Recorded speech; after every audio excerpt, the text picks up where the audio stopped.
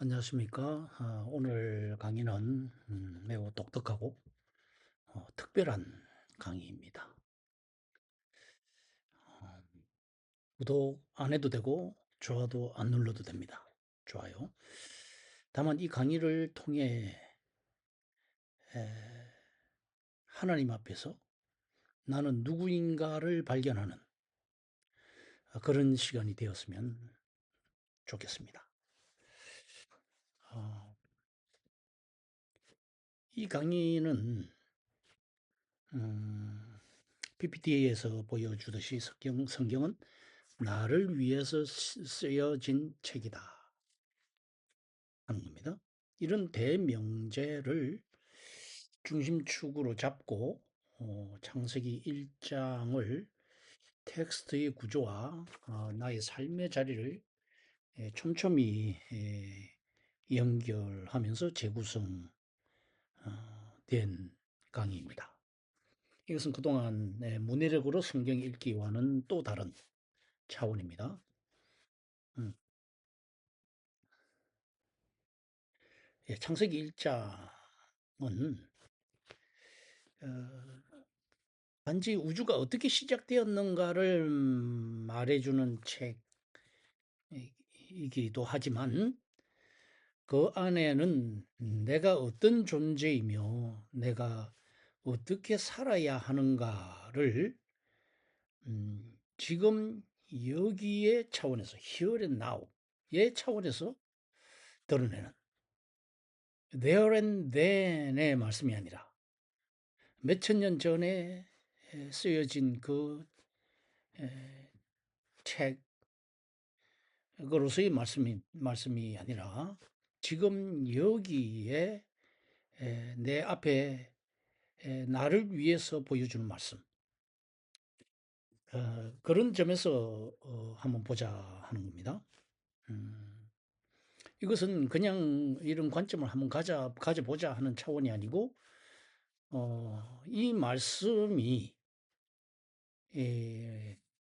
하나님의 말씀을 읽으면 왜 이해하기가 힘드냐 하면 there and then의 말씀으로 읽어왔기 때문에 이해가 안 되는 겁니다. 지금 여기에 말씀, 내게 주는 말씀으로 적용할 수 있을 때 그 말씀이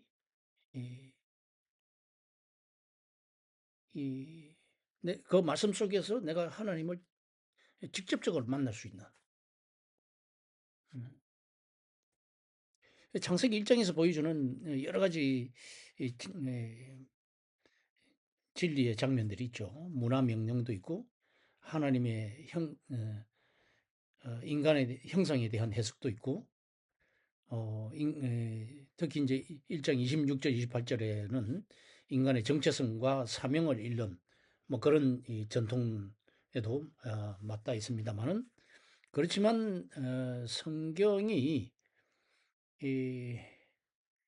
또 나에 대해서 말하는 책이라는 의미는 하나님이 지금 여기에서 나를 부르시는 책이다 하는 관점을 분명히 해야 되겠습니다.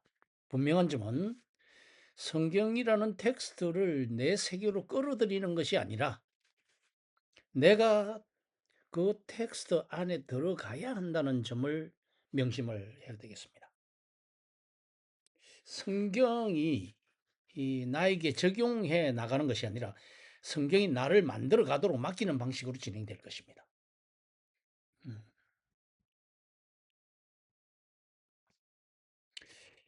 이 창세기 1장 이 제목을 제가 내 삶을 다시 쓰는 하나님의 첫 문장 뭐 이런 제목을 한번 생각을 해봤는데요. 이 강의의 출발점은 그러면서 보듯이 창세기 천지를 창조하셨다는 그 우주론을 넘어서 나의 존재를 규명하는 말씀으로 볼 수 있습니다. 이 강의의 전제는 분명합니다. 창세기 1장은 과거의 우주론이 아니라 나를 향한 하나님의 말씀이다. 그러므로 그때 우리는 무슨 일이 일어났는가를 넘어서 그 말씀이 지금 내 안에 그때 주셨던 그 말씀이 지금 내 안에 무엇을 요구하는가를 읽어내야 한다는 겁니다.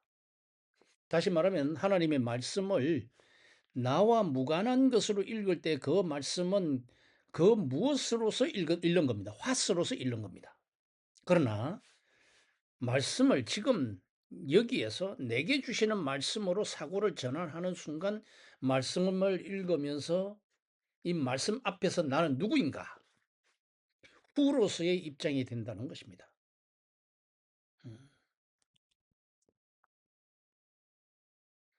창세기 1장은 빛, 질서, 경계, 생명, 안식이라는 큰 주제를 통해서 내 혼란한 삶을 하나님의 통치 아래 다시 내놓으라고 지금 나를 부르고 있는 겁니다. 이때 중요한 것은 신앙적인 감상에 머무르지 않는 것입니다. 창세기 1장은 하나님의 창조 설명서이면서 동시에 내 영혼의 구성 원리다 하는 겁니다. 그래서 이 강의는 각 구절을 설명한 뒤 반드시 독자인 나의 삶과 연결하는 방식으로 전개되어야 합니다. 이때 작동하는 나라는 것은 에고가 아닌 셀프여야 할 것입니다. 이 말씀을 묵상할 때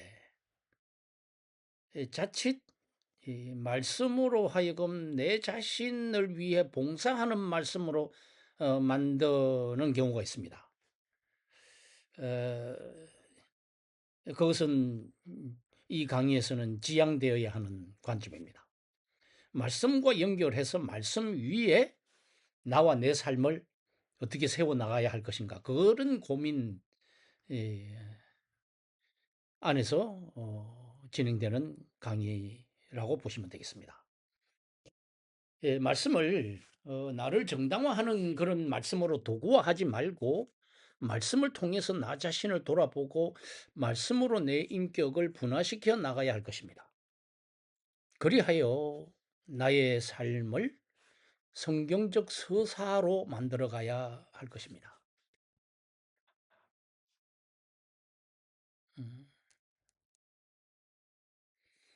자, 1절을 보게 되면 태초에 하나님이 천지를 창조하시니라 이렇게 되어 있습니다. 이 사회의 시작은 창조의 시작이지만 동시에 내 삶의 시작입니다. 이 선언은 단순한 우주 기원을 말하는 것으로 그치는 것이 아니고 내 삶의 시작점이 내 손에 있지 않다는 고백으로 이어집니다. 그래서 내가 우연히 태어나서 존재하는 것이 아니라 하나님 안에서 이 땅에 존재하고 있다는 믿음은 인생의 불안정성과 자기 혐오를 동시에 무너뜨릴 수 있습니다. 존재가 실수가 아니라, 나의 존재가 실수로서 있는 존재가 아니라 뜻으로서의 존재, 뜻으로서의 존재라는 사실은 삶의 의미가 성과가 아닌 관계에서 찾게 합니다. 여기서 저는 이런 기도를 하고자 합니다. 내 삶의 시작도 끝도 주께 있음을 고백합니다. 1절은 가장 정확하게 이 1절을 가장 정확하게 개인화한 문장이 바로 그 고백입니다. 이 구절은 이 구절을 가지고 지금 시청하시는 분들의 삶에 적용하면 나는 더 이상 내 인생의 원인과 목적을 내가 설명하는 존재가 아닙니다. 오히려 하나님이 내 존재하는 이유를 먼저 말씀하시는 자리에서 나는 그 말씀에 응답하는 사람입니다. 그래서 1절은 나는 누구인가라는 질문의 첫 답변이 됩니다. 그 그림 밑에 보죠. 나는 세상의 평가에 쫓기는 자가 아니라. 이 말은 사람들이 얼마나 세상의 평가, 남의 시선, 남의 평가에 휘둘립니까? 그런 존재가 아니라 하나님 말씀으로 이 세상에 불려온 존재다 하는 겁니다. 나의 존재는, 나의 존재의 시작은, 나의 기원은 바로 하나님으로부터 기원되고 있다는 겁니다.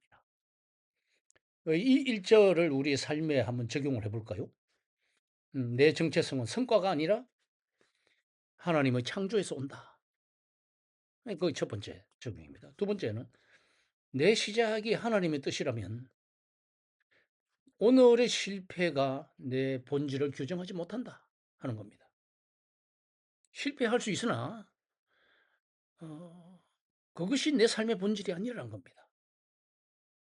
세 번째, 나는 스스로를 설계한 존재가 아닙니다. 나는 하나님의 말씀으로 이 세상에 불려온 존재다 하는 것을 기억해야 할 것입니다.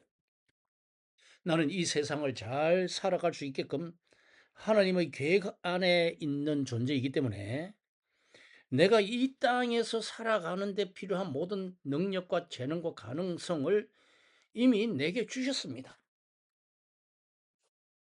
음, 다섯 번째 적용입니다.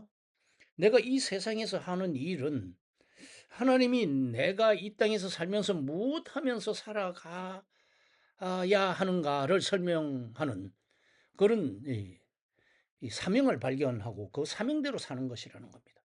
그것이 하나님이 나를 이 땅에 보내신 의미다 하는 겁니다.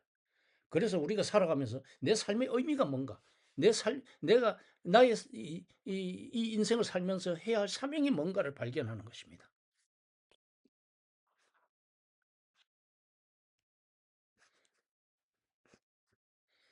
음, 그림을 보면서 한번 정리를 해보시길 바라겠습니다. 그림 타이밍이 좀 늦었는데.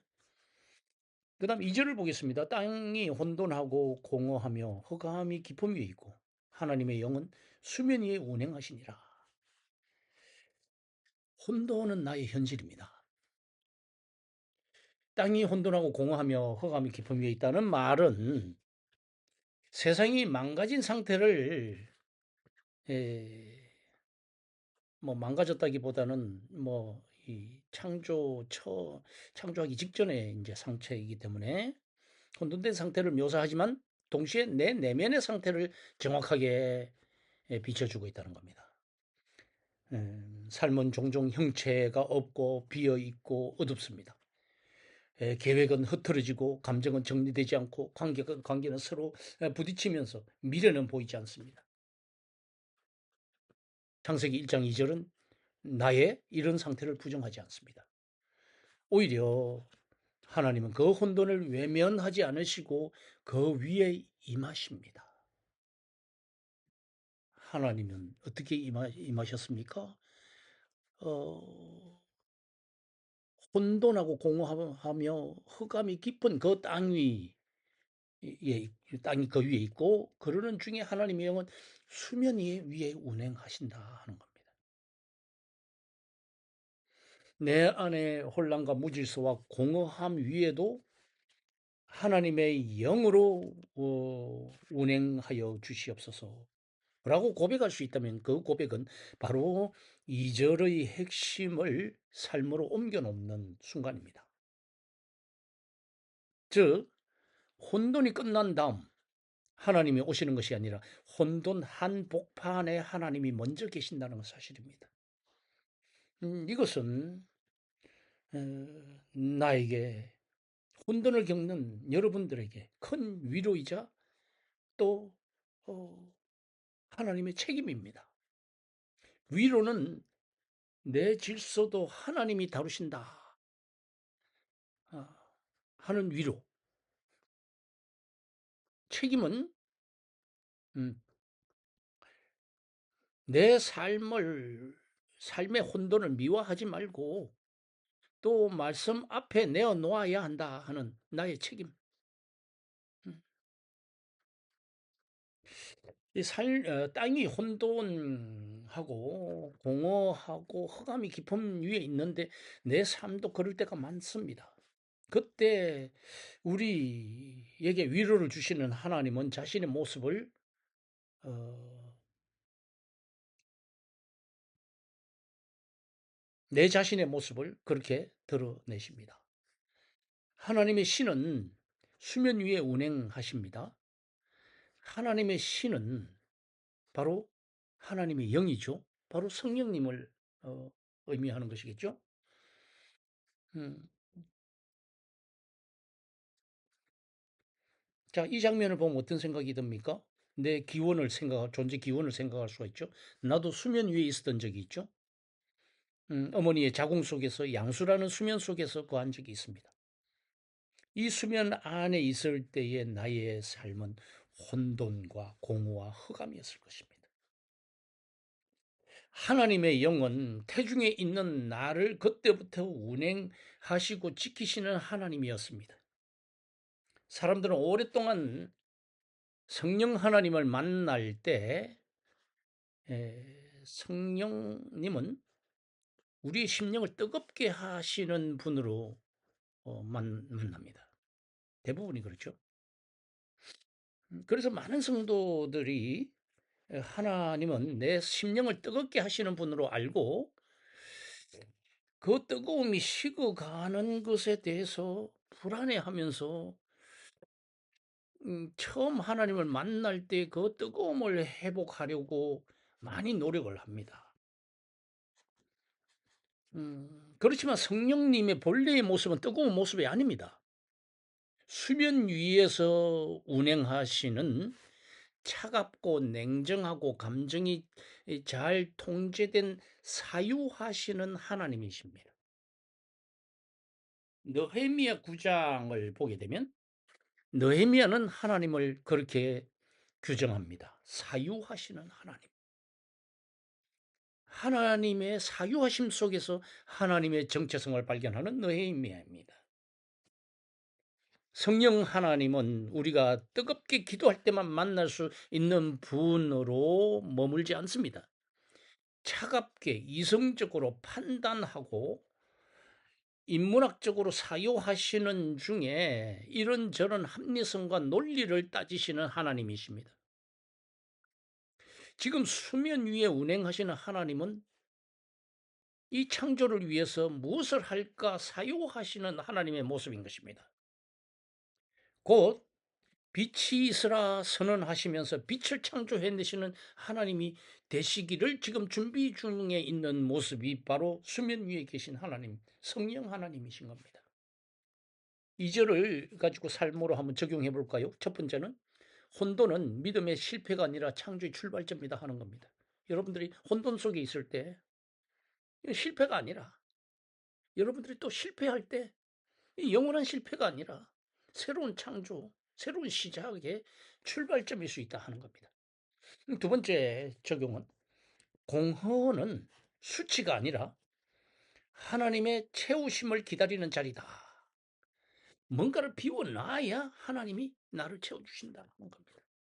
그 다음에 흑암, 어두움을 내 마음속의 어두움, 내 삶의 어두움을 숨기지 말고 하나님 앞에 드러내야 합니다. 내 마음에 꽉 차 있는 어둠, 억압하고 있는 이 어두움을 누군가에게 또 드러내야 합니다. 상담을 해야 하는 이유가 바로 거기에 있는 거예요. 내 안에 흑암을 드러내는 것입니다.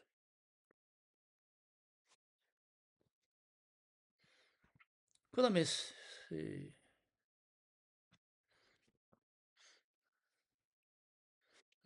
이번에도 그림을 좀 놓쳤네요. 예. 그 다음에 3절에서 5절을 보겠습니다. 하나님이 이르시되 빛이 있으라 하시니 빛이 있었고 빛이 하나님이 보시기에 좋았더라. 하나님이 빛과 어두움을 나누사 하나님이 빛을 낮이라 부르시고 어둠을 밤이라 부르시니 저녁이 되고 아침이 되니 이는 첫째 날이니라. 말씀은 내 안에 빛을 만듭니다. 빛이 있으라 하는 말씀은 어두움을 논쟁으로 이기지 않습니다. 어둠과 하나님은 어두움과 씨름하지 않습니다. 예, 빛을 말씀으로 창조하심으로써 어둠을 몰아냅니다. 이 대목은 내 삶의 변화 방식에 대한 매우 중요한 원리를 줍니다. 내 내면이 바뀌는 방식도 결국 말씀을 통해서입니다. 감정의 설득만으로는 오래가지 못하지만 하나님의 말씀은 내 현실의 구조를 바꿉니다. 저는 이렇게 기도합니다. 두려움의 어둠, 상처의 어둠, 죄의 어둠, 미래를 알 수 없는 불안의 어둠 속에 주님의 첫 창조의 음성을 다시 울리게 하여 주시옵소서. 이 기도는 빛을 단순히 희망이 아니라 재창조의 언어로 읽게 합니다. 나의 삶에 빛이 있다는 것은 단지 기분이 좋아지는 것이 아니라 무엇이 진실인지를 보이기 시작하는 것입니다. 빛이 이 사물을 구별하게 하고 또 내가 무엇을 붙들어야 하는지를 드러내줍니다.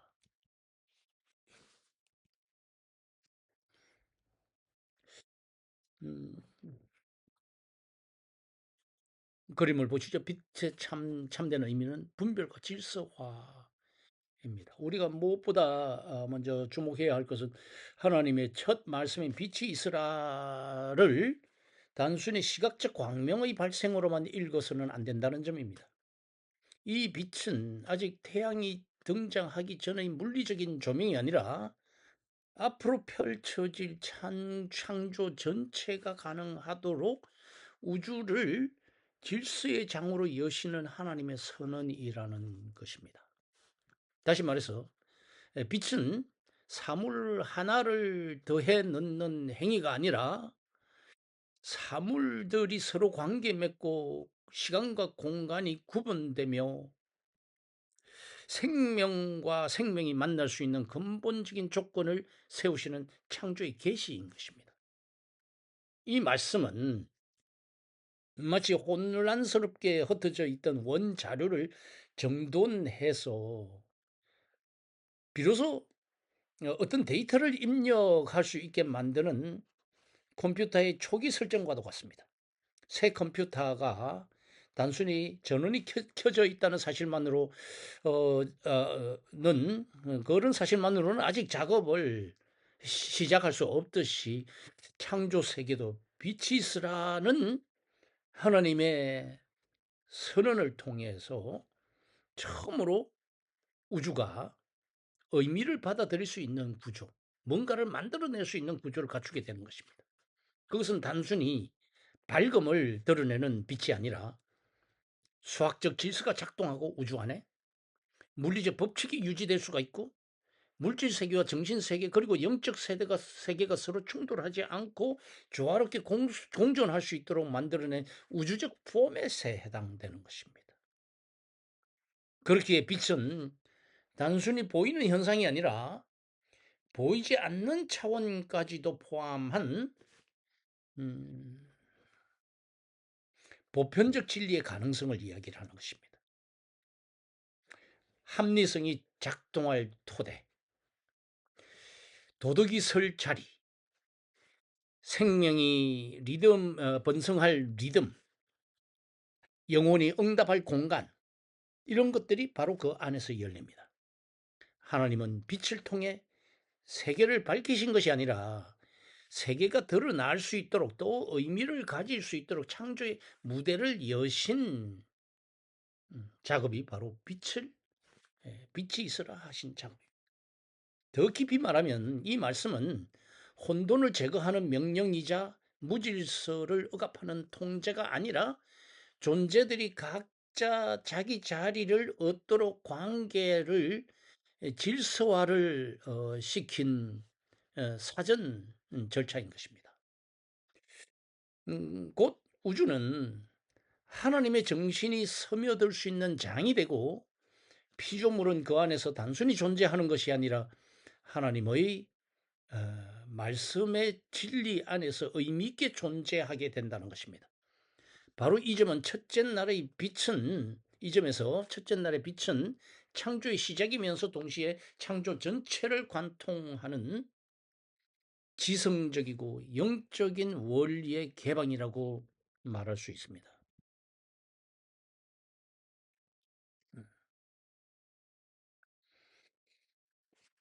이 말씀을 가지고 우리 삶에 적용을 해보면, 말씀이 없으면 나는 내 감정에 끌려간다 하는 점입니다.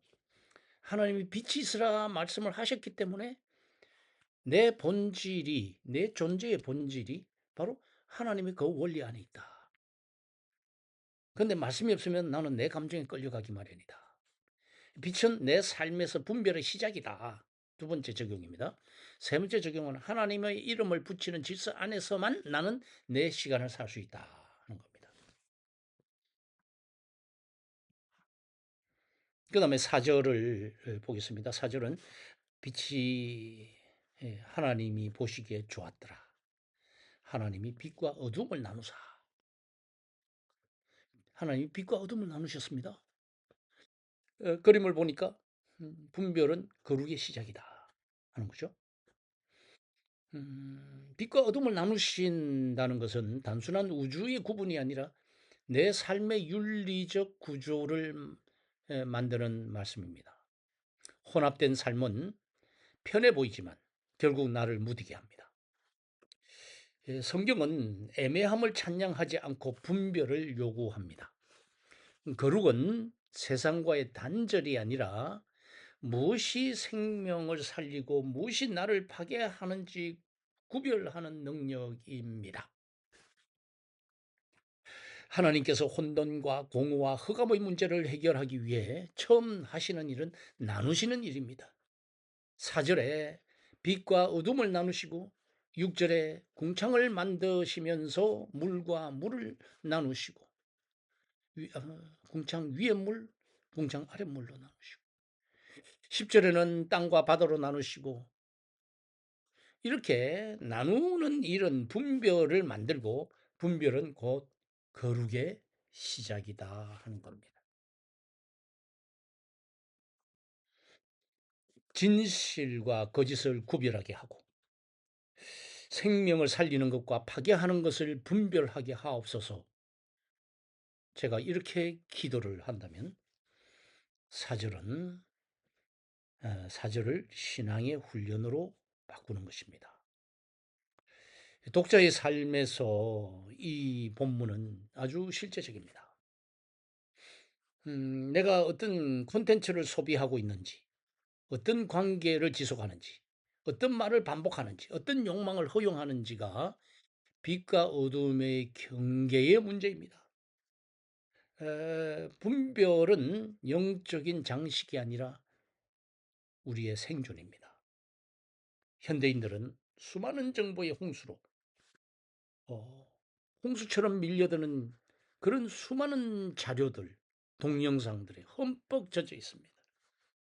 모든 것이 가하나 자신의 유익함을 위해 나누고 분별하면서 살아가는 것이 중요한 것입니다. 이 사절을 가지고 삶에 적용을 해봅시다. 첫 번째, 거룩은 애매함을 줄이는 힘입니다. 밀려드는 정보에 압도되지 않고 뭐를 잘해야 하느냐, 빼기를 잘해야 하는 겁니다. 하지 말아야 할 것을 잘해야 하는 것입니다. 이를 위해서는 분별력이 필요하다는 것입니다. 두 번째 적용은 분별하지 못하면 나는 내 삶의 경계를 잃어버린다 하는 겁니다. 세 번째, 하나님의 나눔은 파괴가 아니라 보호입니다. 구약에서 하나님이 이 말씀을 자주 하시는데 내가 거룩하니 너희도 거룩하라. 하나님의 거룩과 우리의 거룩은 그 내용이 다릅니다. 분별함이 우리의 거룩의 시작입니다.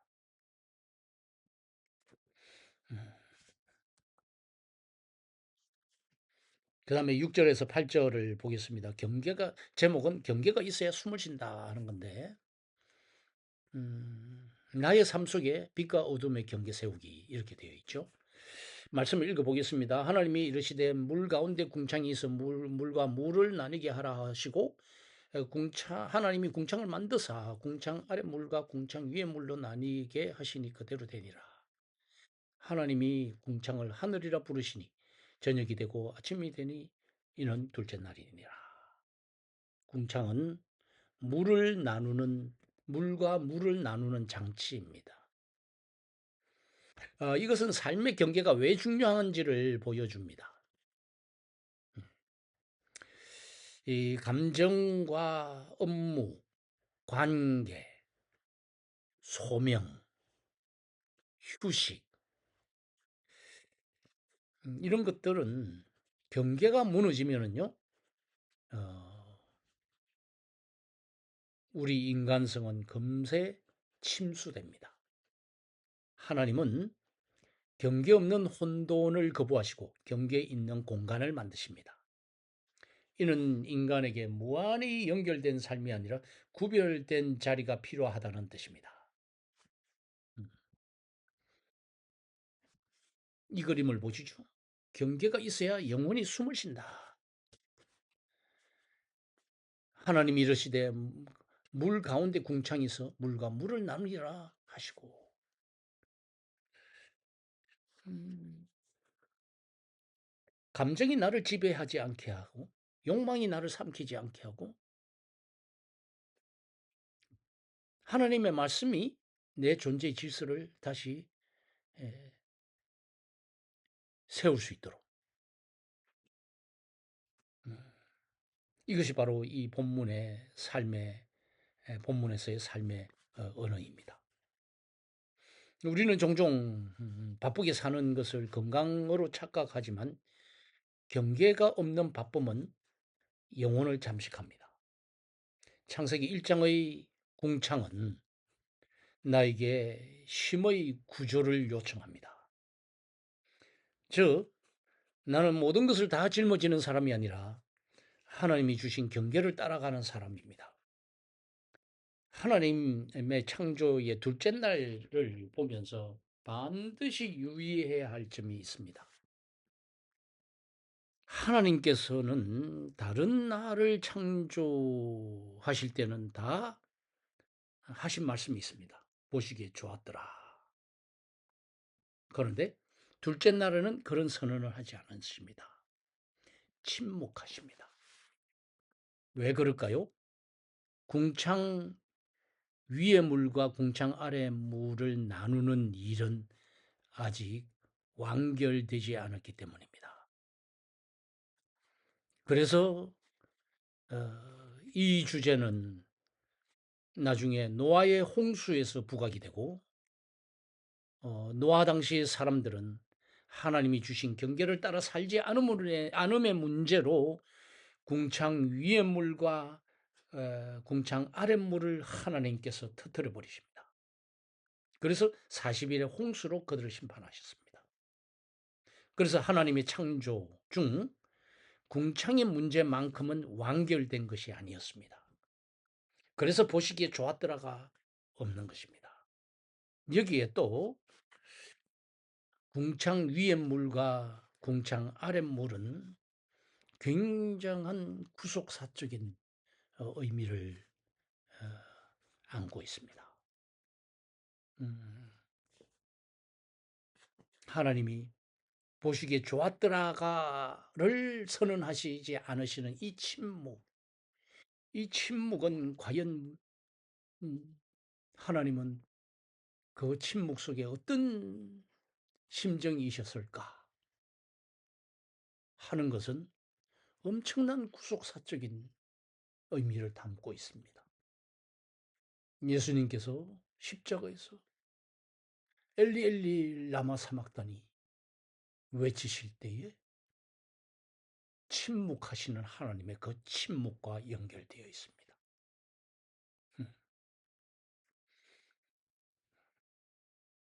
이 부분은 너무나도 중요한 부분이고 이 제가 창세기 1장을 읽으면서 가장 충격을 받았던 지점이 바로 이 지점입니다. 하나님의 침묵. 하나님은 왜 침묵하셨을까? 그것은 눈물 없이는 읽어낼 수가 없는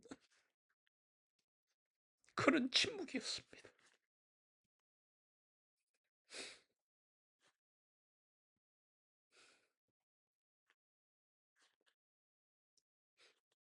음, 제가 말씀을 지금까지 말씀을 읽으면서 이 하나님이 이 침묵만큼 저에게 충격적인 타격을 준 말씀 사건은 저에게 지금까지는 없었습니다. 그거는 제가 너무 감정으로 격해질 것 같아서 좀 따로 떼놓고 좀 감정이 추스려질 때 그때 제가 음, 하나님의 침묵에 대해서 음, 별도로 말씀을 나누도록 하겠습니다. 음, 이제 이 경계를 좀 다른 관점에서 우리의 현대인의 삶에 비추어서 이 경계, 궁창의 신학적 의미를 한번 생각을 해보겠습니다. 우리는 종종 바쁜 것이 건강한 것이다 하는 거짓 방정식을 믿습니다. 음, 스마트폰의 알림이나 음, 끝없는 일정, 모든 관계를 감당하려는 강박. 그러나 성경은 경고합니다. 경계가 없는 바쁨은 영혼을 침식하는 홍수에 불과한 것입니다. 창세기 1장 6절에서 하나님이 이르시되 물 가운데 궁창이 있어 물과 물로 나뉘어라. 궁창이라는 의미는 확장된 공간, 구획된 영역을 의미합니다. 이것은 단순한 대기층 형성이 아니라 존재들이 서로 침범하지 않는 경계선입니다. 그래서 궁창 아래의 물은 인간의 영역을 이야기하고 궁창 위의 물은 하나님의 주권적인 영역의 이 두 개의 신성한 분리가 일으키는 것이 바로 궁창입니다. 이것을 우리 현대인들에게 적용하면 나의 감정의 물이 이성의 궁창을 뚫고 침범을 하면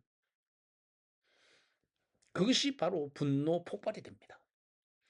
또한 나의 욕망의 물이 시간의 궁창을 무너뜨리면 번아웃이 됩니다. 나의 관계의 물이 이 경계의 궁창을 넘나들면 이 자아와 타자의 경계의 붕괴가 생깁니다. 또는 내 안에 정신과 육체의 경계가 붕괴됩니다.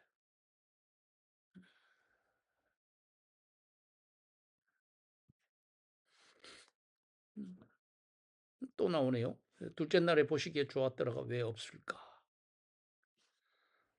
음, 경계 설정이라는 것은 완성이 아니라 오른쪽 그림을 보겠습니다. 생명을 담기 위한 준비입니다. 비워냄과 구별됨 자체로 끝나는 것이 아니라 그곳에 채워질 생명을 기대하는 시간입니다.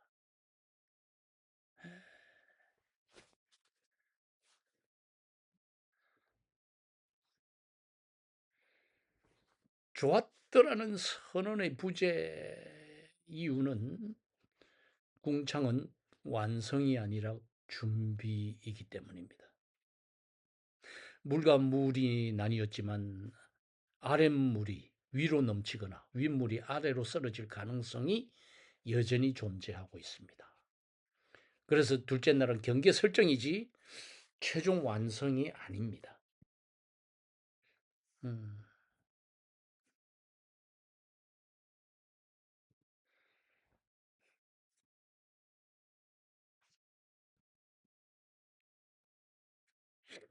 우리는 궁창을 회복해야 하는데, 음, 궁창을 회복한다는 것이, 음, 이미 궁창은 무너졌습니다. 홍수 때문에. 그러나 우리의 심령 안에 궁창은 세워져야 하는 겁니다. 왜냐하면 나는 모든 것을 다 짊어지는 사람이 아니기 때문에 그렇습니다. 그래서 창세기 1장에서 궁창은 내게 쉼의 구조를 요구합니다. 음.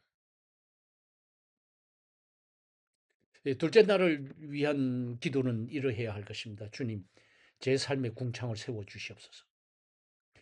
감정의 홍수가 이성을 덮지 않게 하시고 욕망의 물결이 시간을 삼키지 않게 하시고 또 세상의 소음이 영혼의 공간을 침범하지 않게 해 주시옵소서. 내가 모든 것을 다 짊어지는 영웅이 아니라 주님께서 정하신 경계 안에서 보시기에 좋았더라는 삶을 살게 하여 주시옵소서. 우린 이렇게 기도할 수 있습니다.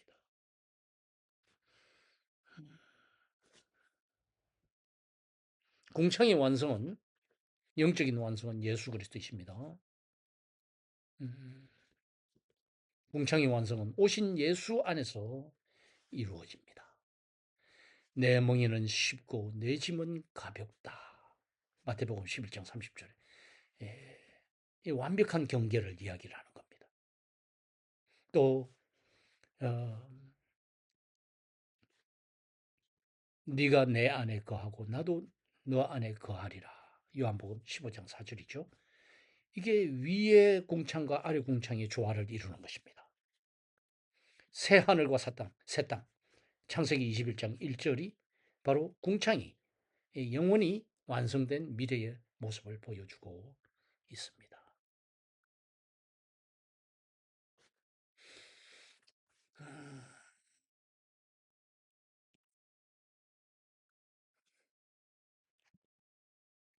그 다음에 9절에서 13절을 보겠습니다. 공허는 열매로 채워진다 하는 겁니다.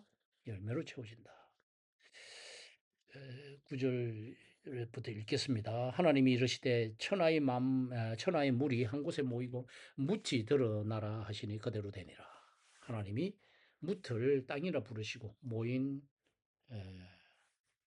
물을 바다라 부르시니 하나님이 보시기에 좋았더라. 하나님이 이르시되 땅은 풀과 씨 맺는 채소와 각기 종류대로 씨 가진 열매 맺는 나무를 내라 하시니 그대로 되어 땅이 풀과 각기 종류대로 씨 맺는 채소와 각기 종류대로 씨 가진 열매 맺는 나무를 내니 하나님이 보시기에 좋았더라. 저녁이 되고 아침이 되니 이는 셋째 날이니라.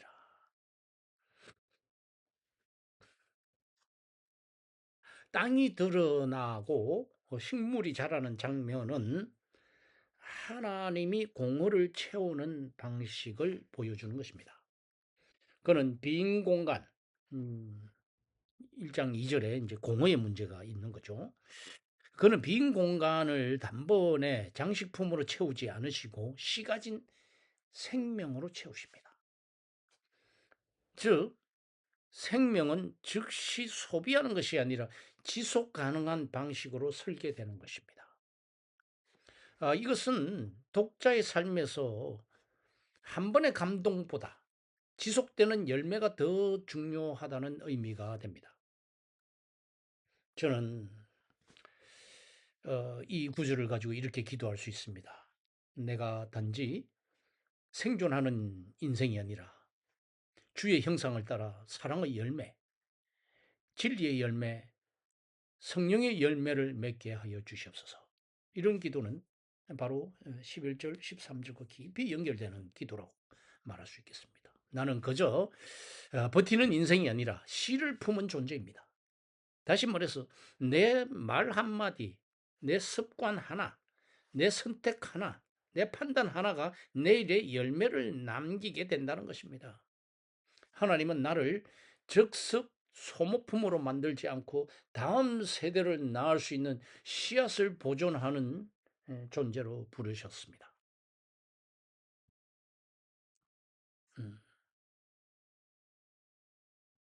이 그림을 보시죠. 나는 무엇으로 삶의 공허를 채우고 있습니까?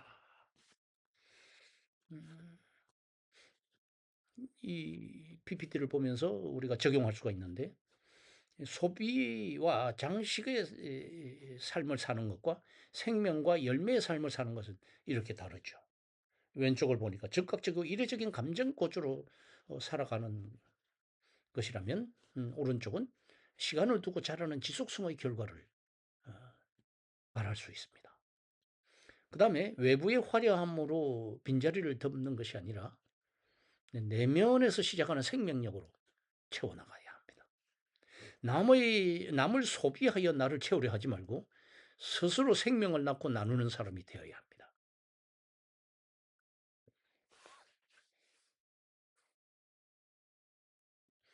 이것이 우리의 적용입니다. 하나님은 내 빈자리를 억지로 메우지 않으시고 생명으로 채워주신다. 그래서 시간이 걸리는 거죠. 그래서 시련이 필요한 것입니다. 고난이 필요한 것이고. 열매는 감정의 고조가 아니라 지속성의 결과다 하는 겁니다. 그래서 나는 남을 타자를 소비하는 사람이 아니라 생명을 낳는 사람이 되어야 한다는 것입니다. 그 다음 14절에서 19절을 보겠습니다. 핵심 구절은 하늘의 궁창에 광명체들이 있어 낮과 밤으로 나뉘게 하고 그것들로 징조와 계절과 날과 해를 이루게 하리라. 자, 여기서 이제 시간이라는 개념이 나오죠. 시간은 내 영성을 규정합니다. 음, 해, 달, 별은 단순한 하늘의 장식품이 아니라 그들은 하나님의 질서를 물리적으로 보여주는 시간의 질서자입니다. 그래서 시간 관리는 단순히 생산성의 문제가 아니라 예배의 문제다 하는 겁니다. 내 시간의 주권이 누구에게 있는가를 보여주고 있는 것입니다.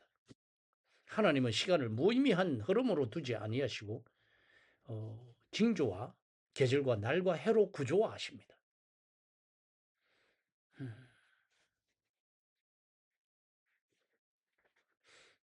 내가 내 삶의 시간을 어떻게 쓰는지가 바로 나의 영성을 보여주는 대목입니다. 시간 관리의 문제는 그래서 생산성의 문제가 아니라 예배의 문제입니다. 내 시간의 주권이 하나님께 있다는 것을 고백하는. 자, 나는 어떤 자리에 있는가? 음, 하늘 광명체는 스스로 빛의 주인이 아닙니다. 단지 자신에게 맡겨진 궤도, 그 자리에서 묵묵히 역할을 수행할 뿐입니다. 그 밑에 그림 밑에를 보겠습니다. 나의 삶 역시 어디에 있는가 하는 이 지위보다는 예, 위치, 위치 설정, 이것이 사명입니다. 그 자리에 누구를 비추는가, 이것이 사명입니다. 이것이 훨씬 중요하다는 겁니다.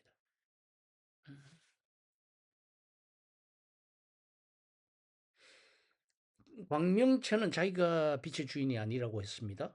그들은 맡겨진 자리에 서서 제 역할을 수행할 뿐입니다. 나의 삶도 마찬가지입니다. 내가 어디에 있느냐보다 더 중요한 것은 그 자리에서 내가 누구를 비추고 있는가 하는 것입니다. 나라는 존재는 어쩔 수 없이 누군가에게 그 무엇을 비추는 존재입니다. 그 비추는 것이 빛인가 어둠인가도 분별해야 합니다. 우리는 나의 것이라고 해서 모든 것을 내 안에 간직하고 감추어 둘 수 있는 존재가 없는 존재입니다. 심리학적으로 그래서 투사하는 존재이고 전이와 역전이를 일으키는 존재입니다. 음, 내게 감사가 넘치면 좋은 것을 투사하겠지만 내 안에 상처와 고통이 가득하다면 어두움을 투사할 수밖에 없을 겁니다. 14절, 19절을 삶에 적용해 보면 다음과 같습니다. 시간은 흘려보내는 것이 아니라 맡겨진 것이다. 시간은 내게 맡겨진 거예요. 두 번째 적용은 내 자리와 내 사명이 연결되어 있다는 겁니다. 세 번째는 빛나는 삶은 주목받는 삶이 아니라 누군가를, 어딘가를, 무엇인가를 비추는 삶입니다. 그 다음에 20절에서 25절을 보겠습니다. 이게 다섯 번째 날입니다. 하나님이 이르시되 물들은 생물을 번성하게 하라. 땅 위 하늘의 궁창에는 새가 나르라 하시고 큰 바다 짐승들과 물에서 번성하여 움직이는 모든 생물을 그 종류대로 날개 있는 모든 새를 그 종류대로 창조하시니 하나님이 보시기에 좋았더라. 하나님이 그들에게 복을 주시며 이르시되 생육하고 번성하여 여러 바닷물에 충만하라. 새들도 땅에 번성하라 하시니라. 저녁이 되고 아침이 된 다섯째 날이니라. 하나님이 이르시되 땅은 생물을 그 종류대로 내되 가축과 기는 것과 땅의 짐승과 종류대로 내라 하시니 그대로 되니라. 하나님이 땅의 짐승을 그 종류대로 가축을 그 종류대로 땅을 기는 모든 것을 그 종류대로 만드시니 하나님이 보시기에 좋았더라. 여기서 가장 중요하게 강조되는 단어가 각기 종류대로, 각기 종류대로. 이 각기 종류대로를 보면 이게 진화로는 물러서게 되어 있습니다.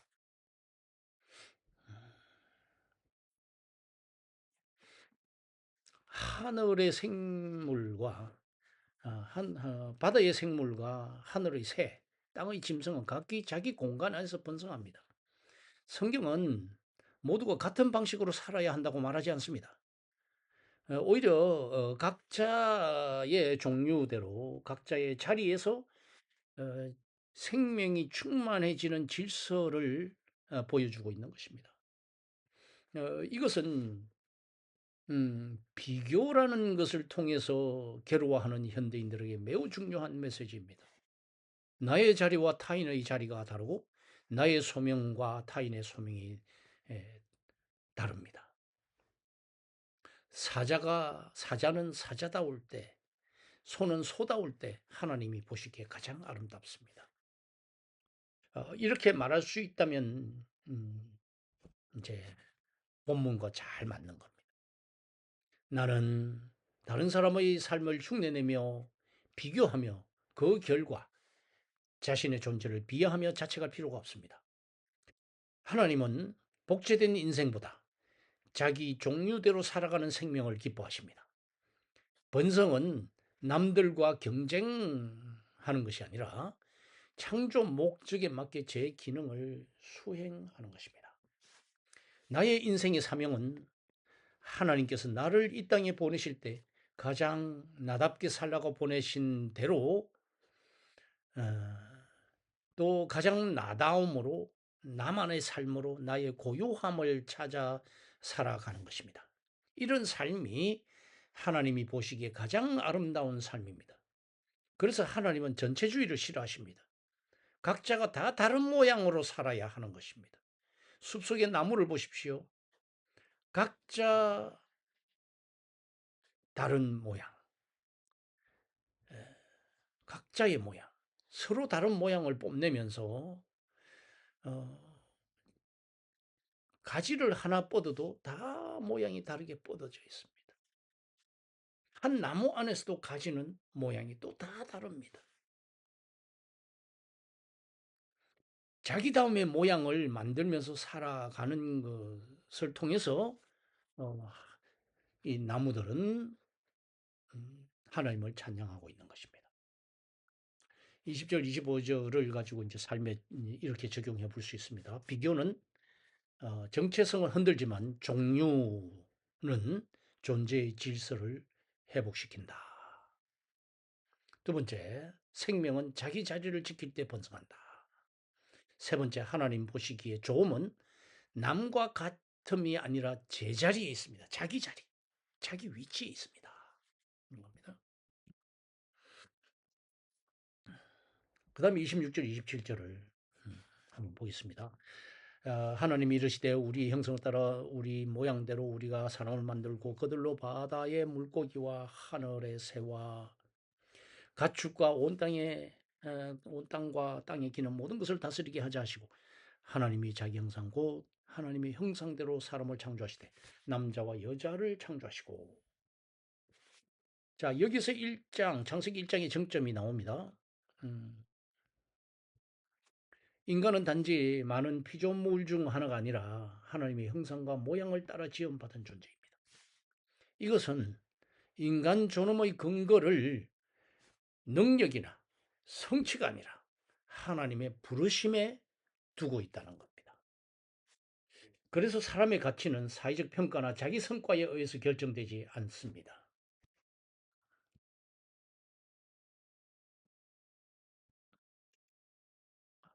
하나님의 이름은 I am who I am입니다. 자, 하나님 앞에서 나는 누구인가 하면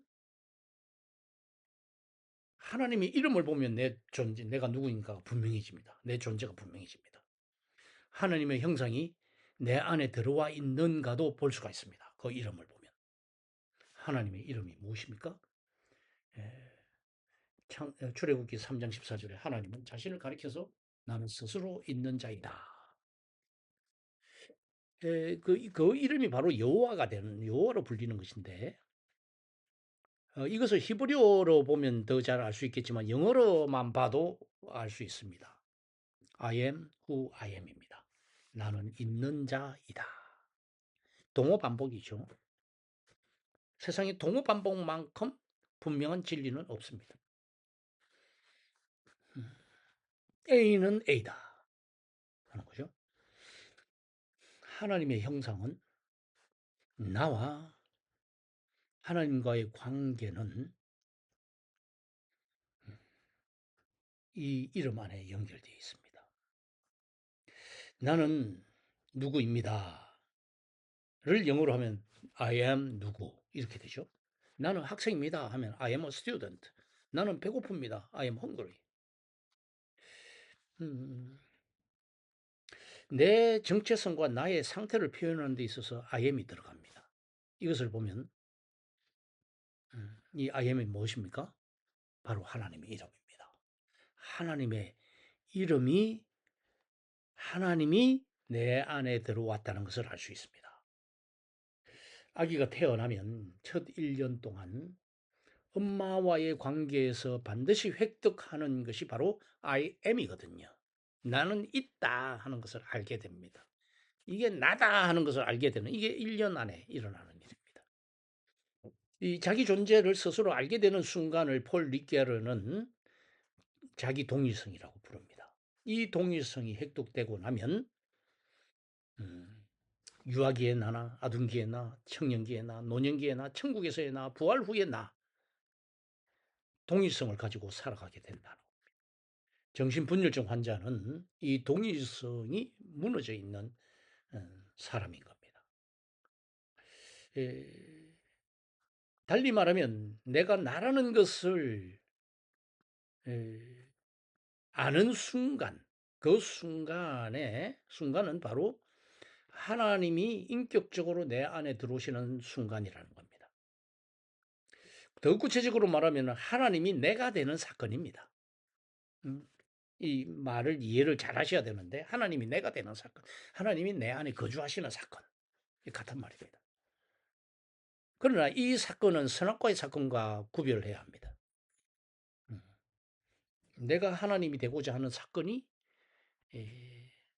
선악과 사건이라고 한다면 하나님이 내가 되는 사건은 바로 나의 동일성을 획득하는 순간입니다. 완전히 반대죠. 내가 하나님이 되고자 하는 거. 이게 선악과 하나님을 거역하고 내가 하나님 스스로 하나님이 되고자 하는 이게 아니고 하나님이 내 안에 들어오셔서 내가 되어서 나의 통일성을 나는 그 하나님을 통해서 나의 동일성을 획득하는 그런 순간이다 하는 겁니다. 하나님은 내 안에 I am으로 들어오시면서 내 안에 있는 하나님의 형상을 확인하게 됩니다. 그래서 나는 누구인가 나라는 존재는 어떤 존재인가 하면 나는 내 인격 안에서 하나님의 삶을 살아내야 하는 존재인 것입니다. 그래서 우리는 하나님이 요구하신 바대로 내가 거룩하니 너희도 거룩하라 하는 말씀을 기억하면서 살아야 하는 것입니다. 아까 하나님의 거룩과 내가 이루어야 할 거룩은 다르다고 말씀드렸습니다. 창세기 1장에 나온 창조 과정대로 내 삶에 적용하며 살아가는 것. 우리에게 창세기 1장을 주신 이유가 바로 여기에 있다. 그 창조하는 그 과정이 바로 내 삶이 되어야 하고 내 삶에 적용해야 하는 그렇게 살아가야 하는 것이 그런 삶을 이루어가는 것이 바로 거룩이다 하는 겁니다. 혼돈하고 공허하며 흑암 중에 있던 내가 첫날 창조처럼 빛이 있으라 하여 나의 삶을 말씀으로 포맷하고 또는 빛의 원리로 포맷하고 궁창 위의 물과 궁창 아래 물을 나누듯이 의식과 무의식을 나누고 땅과 바다를 나누듯이 삶을 분화하고 분별하고 공허를 삶의 열매로 채우고 각자의 자리에서 각자의 고유한 삶을 발견해 가면서 고유한 나만의 삶을 살아내고 하나님의 형상으로 사는 것을 기쁨으로 여기고 하는 이 창조 과정을 내 삶에 적용하고 분화해가는 가운데 하나님의 은총을 받으면서 감사하며 사는 것. 이것이 바로 우리가 마땅히 살아야 할 거룩인 것입니다. 거룩함. 우리는 분명히 알아야 합니다. 나는 비교와 열등감의 산물이 아니라 하나님의 영광을 담도록 지음받은 존재임을 선포하면서 살아야 합니다. 이것은 단순히 자기의 확언이 아니라 창세기 1장의 선언입니다. 여러분들이 삶에서 이 본문은 자존감 교정의 구절이 아니라 일평생 실천해야 할 사명으로 받아야 할 구절인 것입니다. 나는 가치 있는 존재이기에 남을 짓밟아도 되는 것이 아니라 나보다 못한 사람을 잘 살피고 섬기고 잘 다스려야 합니다. 하나님의 형상은 특권이 아니라 책임입니다. 우리 모두는 하나님의 형상으로 지은 바 되었기 때문에 모든 사람이 다 존엄한 것입니다. 26절, 27절을 삶에서 적용을 한다면 첫 번째, 나는 우연한 존재가 아니라 대표성을 가진 존재다. 두 번째는 하나님의 형성은 내 존엄의 근거이자 타인의 존엄을 인정하는 근거가 된다. 세 번째는 내가 사람을 함부로 대하면 창조 질서를 훼손하는 것이 된다 하는 겁니다.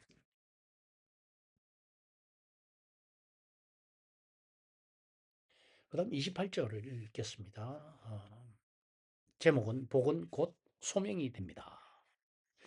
28절 하나님이 그들에게 복을 주시며 하나님이 그들에게 이르시되 생육하고 번성하며 땅에 충만하라 땅을 정복하라 바다의 물고기와 하늘의 새와 땅에 움직이는 모든 생물을 다스리게 해라 하시니라. 자, 생육하고 번성하고 땅에 충만하고 땅을 정복하라 다스리라는 말씀은 인간에게 주어진 첫 축복이자 첫 과제입니다. 여기서 중요한 것은 축복과 사명이 분리되지 않는다는 점입니다. 하나님은 우리를 복주시며 일하라고 부르십니다. 즉, 일은 저주가 아니라 축복의 연장인 것입니다. 문화명령으로 읽는 전통도 이 본문을 인간의 일상과 사회적 책임, 창조의 질서의 관리로 이해를 합니다. 자, 정복과 다스림의 진정한 의미. 자, 세상의 방식은 어떤가요? 착취입니다. 강자가 약자를 지배하고 자연과 타인을 파괴하며 내 이익을 쟁취하는 것. 이게 세상의 방식입니다. 창조의 방식은 돌봄과 책임입니다. 정복은 파괴가 아니라 책임 있는 경영입니다. 다스림은 착취가 아니라 하나님의 통치와 사람을 어, 통치와 하나님의 사랑을 대리하는 창조의 관리자가 되는 것입니다. 나는 현실에서 어떤 위치에 있는가? 나는 이 세상에서 어떤 사명을 감당하는가? 하는 질문을 할 수 있다면 그것은 28절의 핵심이 됩니다. 나의 삶에서 이 말씀은 가정, 직장, 관계, 소비, 돌봄, 창조적 노동 전체를 포괄합니다. 땅을 정복한다는 것은 파괴가 아니라 돌봄을 포함한 책임 있는 경영을 말하는 것입니다. 다스린다는 것은 강자가 약자를 착취하는 것이 아니라 하나님의 통치를 내가 대신하는 대리 통치가 되는 것입니다. 나는 내가 가진 재능과 시간과 자원을 하나님 나라 방식으로 관리를 해야 하는 것입니다. 자, 28절을 가지고 이제 삶에 적용을 하면 이렇습니다. 복은 멈춤이 아니라 확장으로 이어진다 하는 겁니다. 그냥 내 혼자 받는 것으로 복은 그치는 것이 아니라 그 복은 나로 인해서 주변 사람들에게 그 복이 이어지고 연결되고 영향력을 끼치고 해서 확장되어진다는 겁니다. 그래서 사명은 예배와 분리되지 않습니다. 그렇다면 나의 삶 자체가 하나님께 예배가 되고 있는가를 살펴야 합니다. 나는 세 번째 적용입니다. 나는 세상을 내 소유로 다루는 것이 아니라 맡겨진 관리자로 살아야 합니다. 신약에서는 이것을 청직이라고 부릅니다.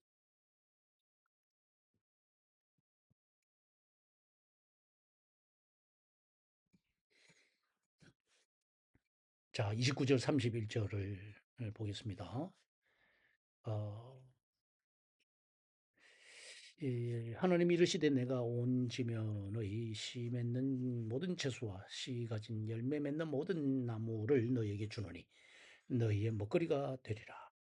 또 땅의 모든 짐승과 하늘의 모든 새와 생명이 있어 땅에 기는 모든 것에게는 내가 모든 푸른 풀을 먹을 거리로 주노라 하시니 그대로 되니라. 하나님이 지으신 그 모든 것을 보시니 보시기에 심히 좋았더라. 아침이 되고 저녁이 되고 아침이 되니 이는 여섯째 날이니라. 자, 하나님이 지으신 모든 것을 보고 심히 좋았더라고 말씀하신 것은 창조의 마침표이자 나의 삶을 향한 선언입니다. 이 말은 내가 내 인생을 평가할 때 세상의 성과 기준에만 붙들지 말라는 경고이기도 합니다.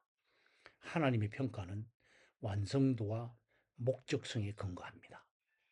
그러므로 내 삶이 지금 불완전해 보여도 하나님의 소원 안에 있는 한 여전히 나는 좋음의 방향으로 가고 있는 것입니다. 내가 지금은 좌절해 있고 실패 중에 있다 하더라도 전체적인 방향성은 하나님의 좋음의 방향으로 가고 있다는 것입니다. 그래서 나는 무엇을 하든지 하나님을 향해서 살아가야 하는 것입니다. 우리는 세상의 평가가 아니라 창조주의 선언으로 살게 하시고 수치가 아니라 은혜 안에서 내 존재를 바라보게 하옵소서 이렇게 기도할 수 있어야 합니다. 나의 삶에서 이런 삶의 자세는 타인의 시선 중독에서 벗어나는 길입니다. 나는 누군가의 평가의 대상이기 전에 창조주 하나님의 기쁨의 대상이라는 사실을 기억하신다면 그 사실이 바로 우리의 삶의 해석을 바꿔줄 것입니다. 자, 마지막으로 어, 강의 결론입니다. 창세기 1장은 나를 다시 만든다 하는 겁니다.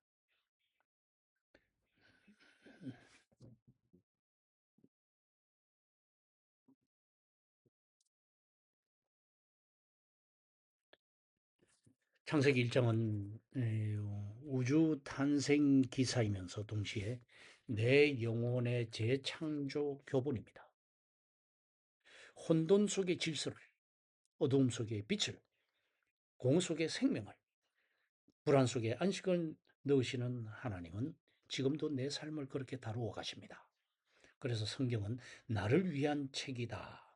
나를 위해 쓰여진 책이다. 라는 대명제. 이 대명제는 단순한 감정적인 표현이 아니라 창세기 1장 전체의 독법이 되고 성경 전체의 독법이 될 수 있습니다. 마지막으로 이 강의안의 핵심을 한 문장으로 정리하면 이렇습니다. 하나님은 태초에 세상을 창조하셨고 그 말씀은 오늘 here and now 내 삶의 질서를 다시 세우기 위해 나에게도 지금 말씀하고 있다 하는 것입니다. 오늘 긴 강의 71분 걸렸네요. 긴 강의 끝까지 들어주셔서 감사합니다. 다음에는 창세기 2장으로 새롭게 뵙도록 하겠습니다. 감사합니다.